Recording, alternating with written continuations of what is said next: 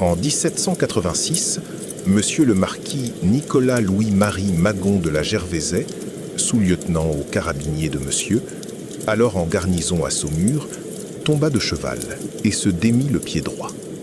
Le chirurgien-major du régiment le soigna de son mieux. À peu près rétabli, le jeune officier, il avait 20 ans, obtint un congé de 2 mois et partit pour les eaux de Bourbon-l'Archambault afin d'y parfaire son rétablissement. Il allait y contracter un mal dont il ne devait jamais guérir.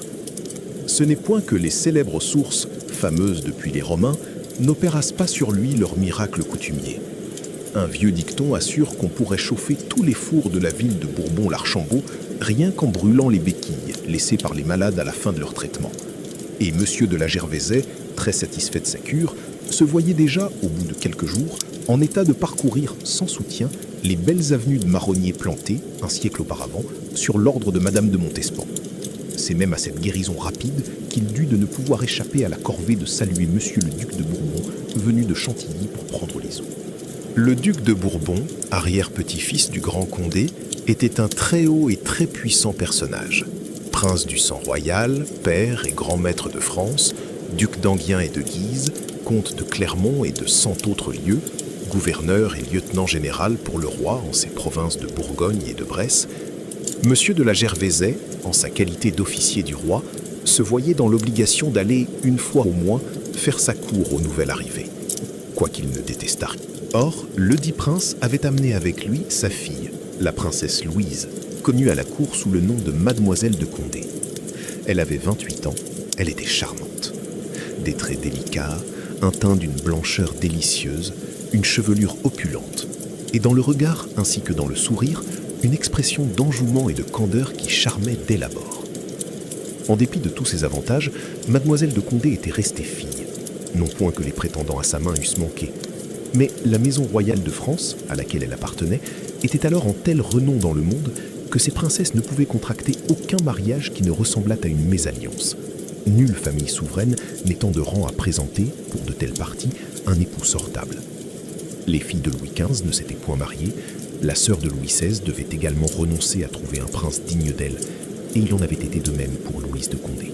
Elle s'était d'ailleurs très facilement résignée à ce célibat auquel la condamnait sa grandeur, possédant à la fois, outre la conscience de son haut rang et la fierté de son auguste nom, une modestie, une affabilité, une simplicité sans égale.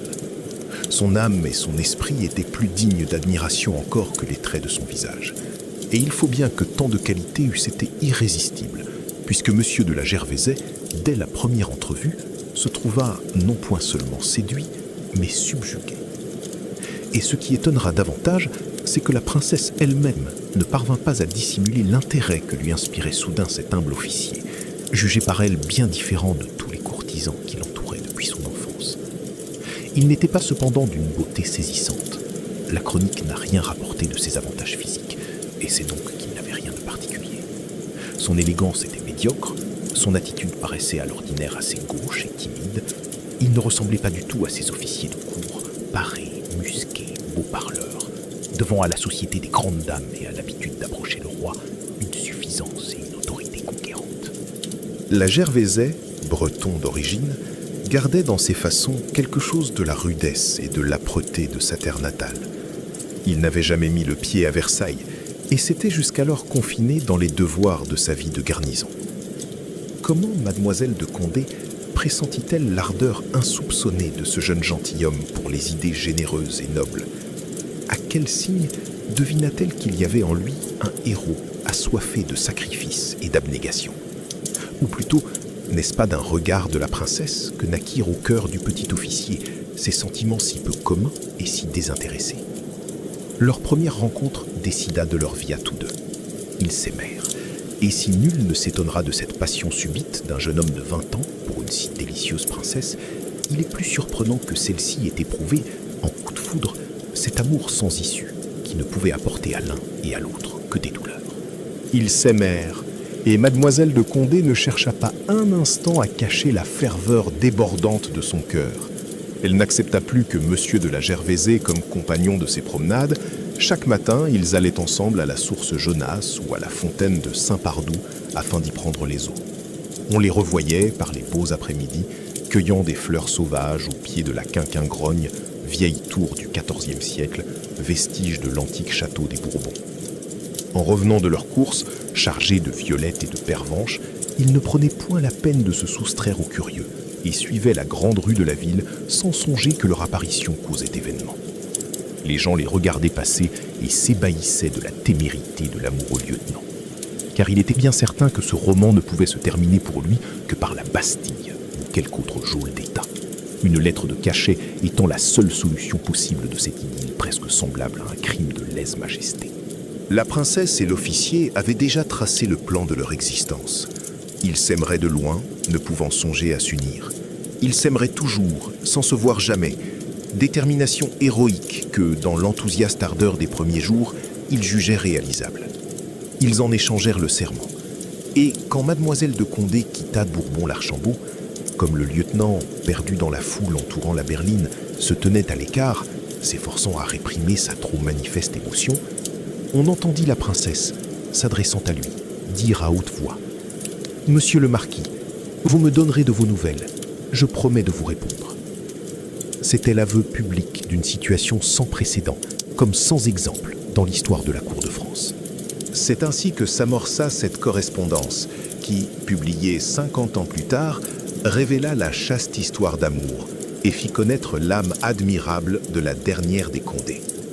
Celle-ci, en des lettres où, a-t-on dit justement, tous les mots flamboient sous des ardeurs qui ne sont pas de ce monde, exprime ses sentiments avec une candeur, une tendresse, une grâce et une humilité singulières.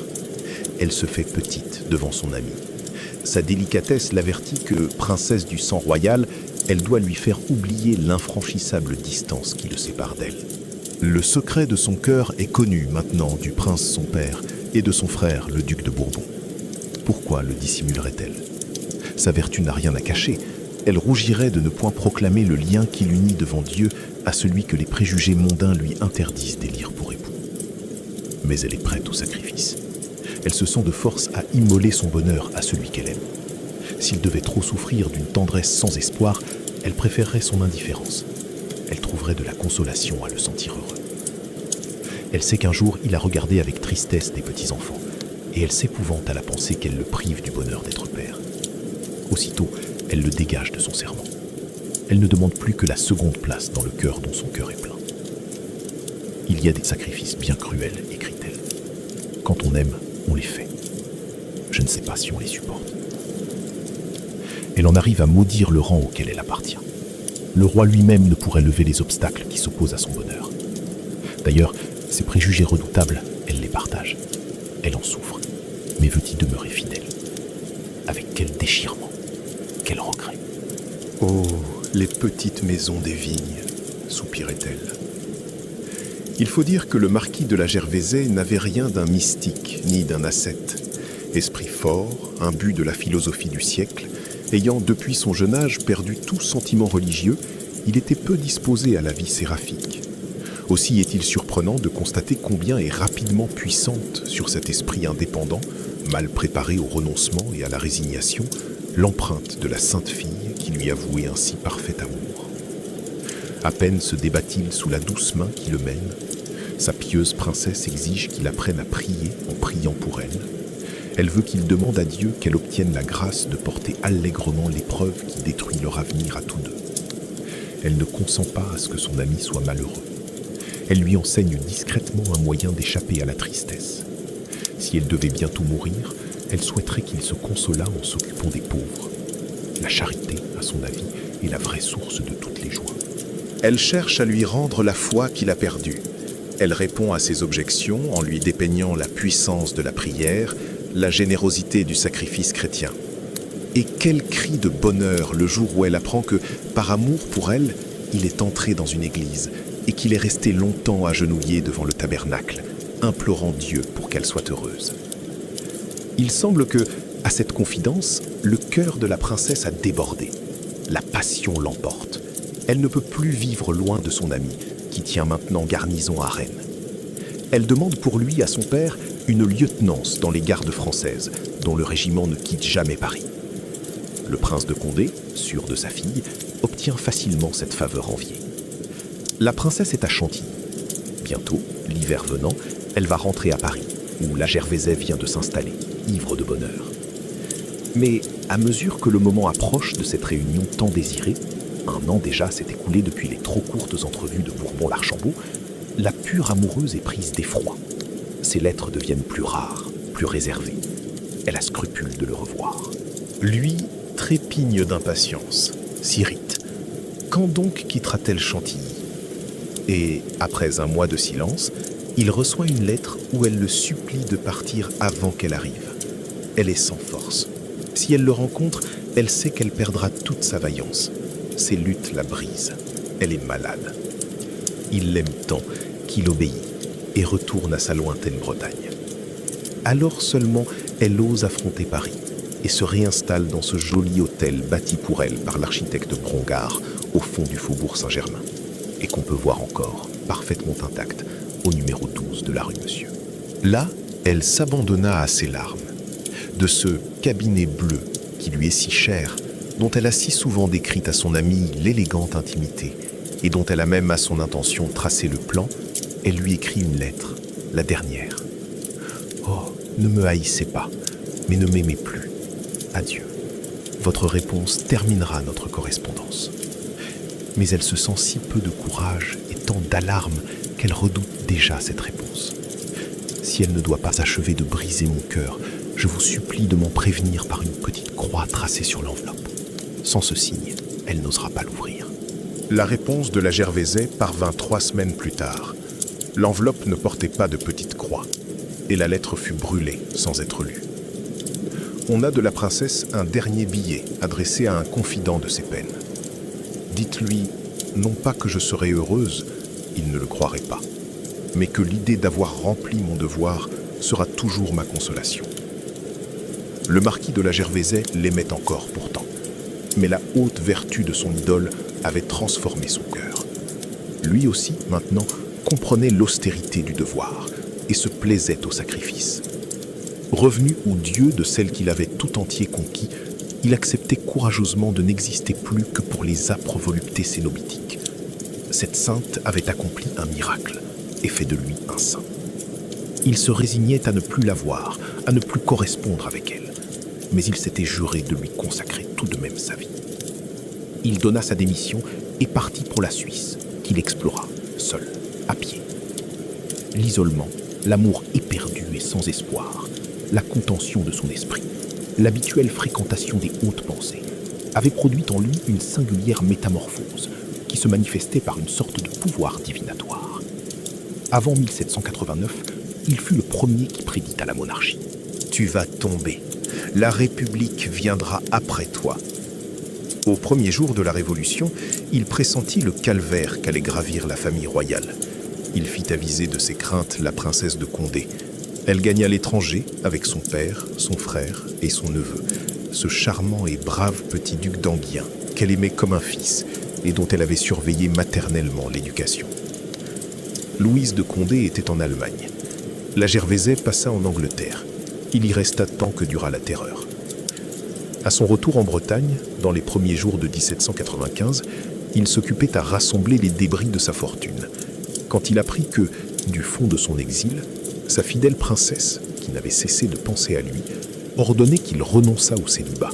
« Aussitôt que vous le pourrez, avait-elle écrit, vous vous marierez avec une femme digne de vous. » Docile, il obéit encore. Il épousa l'une de ses cousines, choisie et désignée par la proscrite. Et l'on ne sait auquel des 3 personnages de cette extraordinaire histoire décernait la palme du stoïcisme, ou de l'aimante lointaine qui, pour parachever la cruelle rupture, exige ce mariage, ou de l'homme qui y consent, ou de la femme qui s'y résigne, avertie qu'elle n'aura que la seconde place dans un cœur où règne une rivale adorée.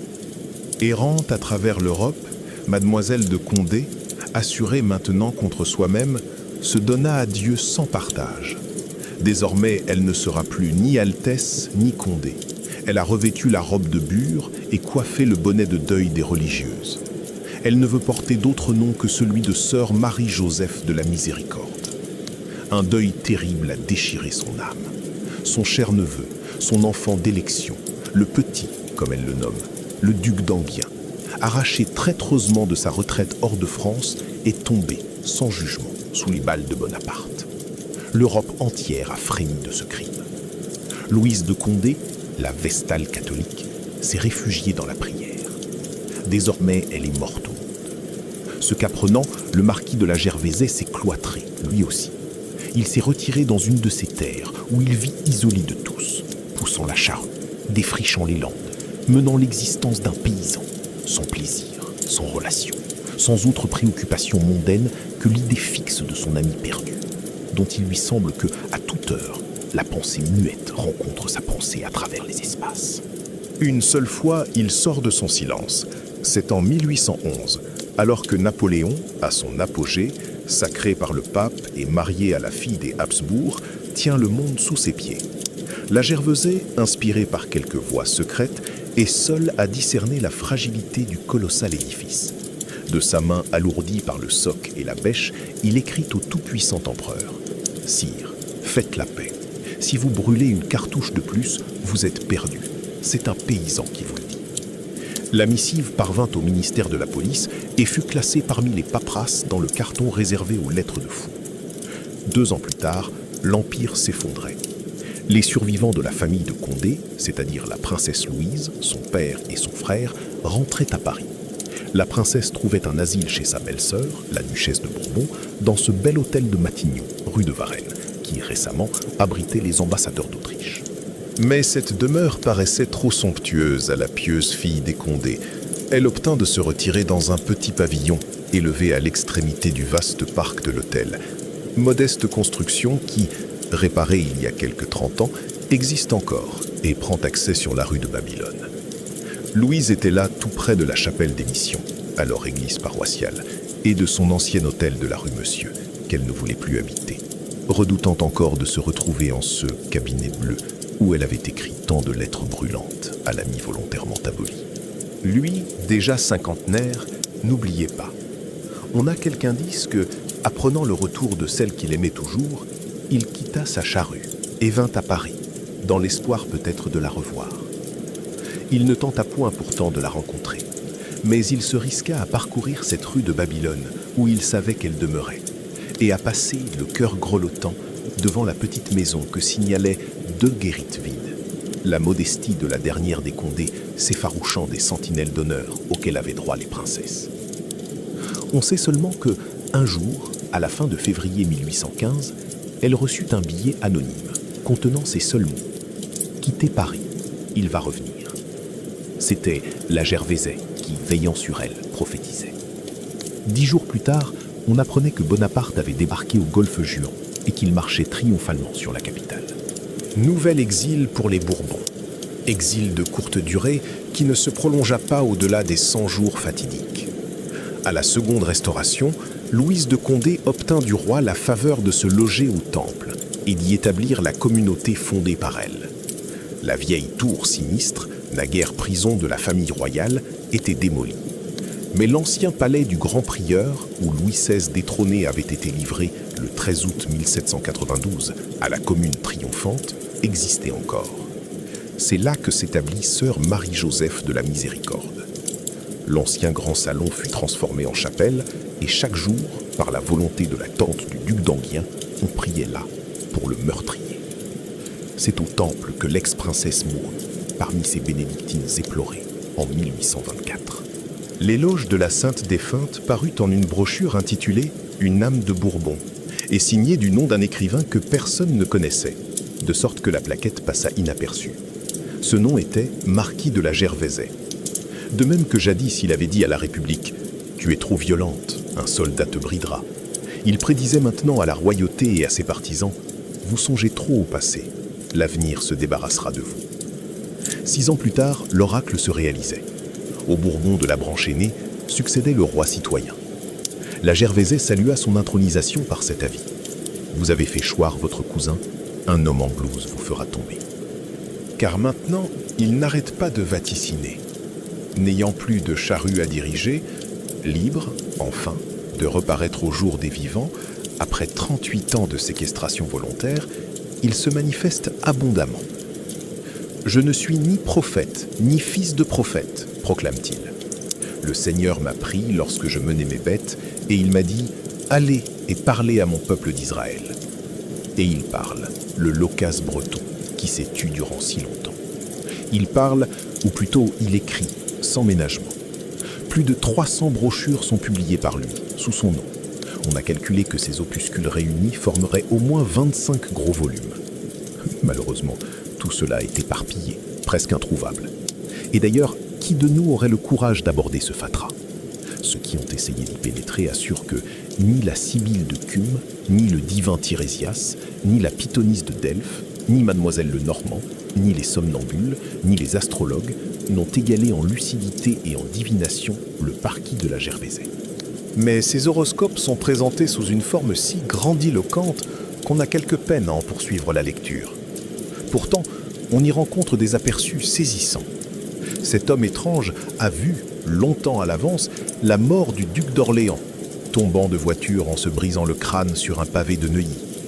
Le vieux roi Louis-Philippe, déconcerté et perplexe, abdiquant au premier murmure de l'émeute. Il a vu la République s'installer à la place du monarque détrôné dans les Tuileries vacantes. Mais, à cette République hésitante, il a prédit « Tu auras trop de bavards, trop de clubs, trop de brouillons et d'agitations stériles. La France se jettera de nouveau entre les bras des princes.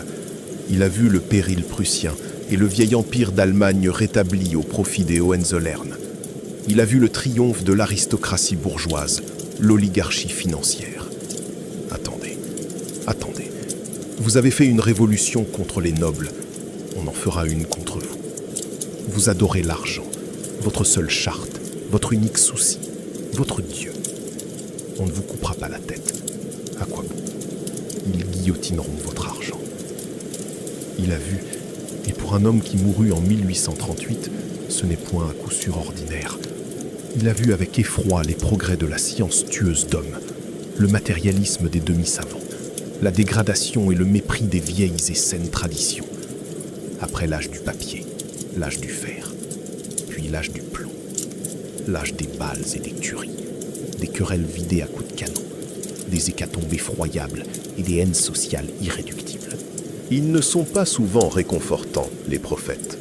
Celui-là, particulièrement, est porté à voir sombre ou rouge. Il est vrai que, par suite d'une rencontre fortuite, la vie l'avait bien mal servi, et sans doute lui en gardait-il rancune. Son nom est tout à fait tombé dans l'oubli, et nul ne songe plus à la touchante histoire de ses blanches amours. Celle pour laquelle il se sacrifia doit à sa haute vertu de survivre dans des mémoires fidèles. Soir et matin, chaque jour, son nom est répété au pied d'un autel fleuri, là-bas, derrière les grilles d'un couvent, au fond du faubourg Saint-Germain. Lorsque les bénédictines du Temple durent abandonner, il y a 70 ans, le vieux palais où les avait groupées sœur Marie-Joseph de la Miséricorde, elles firent choix, pour s'y installer, d'un terrain dépendant de l'ancien hôtel de la princesse de Condé, rue Monsieur. Et quand leur chapelle y fut bâtie, elles y transportèrent le corps vénéré de leur fondatrice. Il repose, dans la crypte, fermée aux profanes, non loin de ce cabinet bleu, où la descendante du grand Condé a tant aimé, tant pleuré,